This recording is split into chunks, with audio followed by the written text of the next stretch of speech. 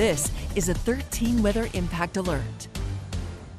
Hey there, West Michigan. I'm Chief Meteorologist Samantha Jacks. We have a jam-packed forecast this week, starting off with foggy conditions here in West Michigan and then a potential ice storm as we head into the middle of this week. So lots to break down for you today.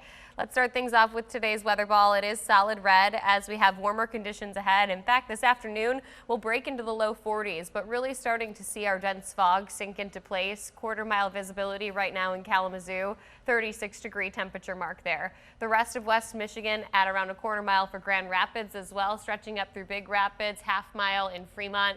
Conditions looking a little bit better along the lakeshore. We do have a dense fog advisory that remains in effect through noon today, and then eventually that fog is expected to break apart. We will be back to cloudy conditions for the rest of the afternoon as our temperatures make their way into the low 40s.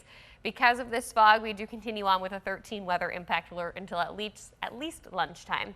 As for your Tuesday, we'll start off a little bit on the chilly side, 22 degrees, and then only climbing to about 29 degrees. We will be mostly cloudy but quiet. This is kind of our break from active weather this week because then we have a potential system that looks to arrive in a very messy status, a combination of snow, sleet, freezing rain and regular rain all combined into one big system that's going to be tracking right through West Michigan. That looks to arrive Wednesday evening, headed into your Thursday morning. This is a current picture of our satellite and radar, 8:30 in the morning, heavy snowfall falling through northern lower. They will continue to see snow throughout the day today. We have a little bit of light drizzle condensing into fog as well. This system continues to track to the east from here. Back underneath mostly cloudy skies tomorrow. I do think we could see a flurry squeezed out of tomorrow's forecast, but that would be it. As for your Wednesday, now let's track this ice storm. One thing that we're seeing good agreement on from our models is the placement of this low pressure system. And the placement is really going to matter, right? Because if we see this low deviate any further north, we start to drag the ice accumulation further north. If we start to see it deviate any further south, we pull more snowfall into our forecast region than ice, which would be great news. I would much rather be dealing with snow than ice itself. But as of right now, from the 96 corridor to the 94 corridor, there's fairly high likelihood that we will see some ice accumulation. North of that, a combination of ice and snow. It clears the area throughout the morning hours on Thursday, and then we are back to clear skies by Thursday night, headed into your Friday. Now there's kind of two models that we really look at when it comes to an ice storm this far out still, right? We've got our European model and we have our American model. The European model, which we do tend to lean heavier on than our American model, does show that we could potentially see really high impacts 94 corridor into the south from the ice. The further north that you travel, we start to see minor to moderate impacts of ice and then limited impacts to the north. I will say that our American model, not showing as high of impacts here in West Michigan, still showing limited ice impacts. That would be about 1/10 of an inch of ice that ends up accumulating. 1/10 of an inch of ice, though, can still do some damage and can still be very tricky to drive on. If we start to get higher amounts than that, which is what our European model is suggesting right now, things could get a lot worse. So here is the overall picture of things. We've got mainly snow north of 96, mainly freezing rain and sleet south of 96, with the heavier amounts of freezing rain, or the higher amounts of accumulation, I should say, closer to the 94 corridor and to the south.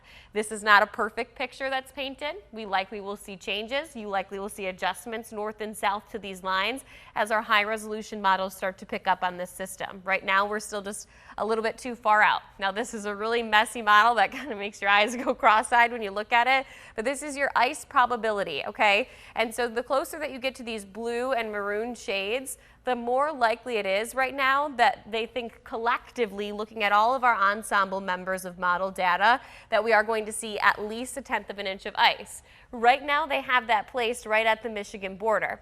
I would say that the latest runs this morning trend that bullseye a little bit further north than where it's currently sitting, so we may see this updated throughout the day today. Regardless, it places Grand Rapids in at least a 20 to 30% opportunity for at least 1/10 of an inch of ice, which is fairly high for us. As for the Kalamazoo region, you start to get even higher than that, sitting closer to a 40 to 50, even 60% opportunity for there to be some ice accumulation. And then you start to get higher on the scale, 1/4 of an inch, 1/2 an inch, and we're not even ruling those amounts out for at least the 94 corridor. I would say right now we're pretty safe to say that we're leaning away from that in the greater Grand Rapids region. But again, we still need those high resolution models to get a better picture of what's going to happen. So what exactly does ice accumulation mean? We understand very clearly how much snowfall on the ground and what the impacts of that are going to be at this point in the season. Ice can be different though. 1/10 of an inch of ice, that's just a glaze of ice. We could start to see some ice accumulate on trees and power lines, slick spots on roadways surely, and then of course you kind of have to start doing the penguin walk, right? We want to be careful when walking and driving.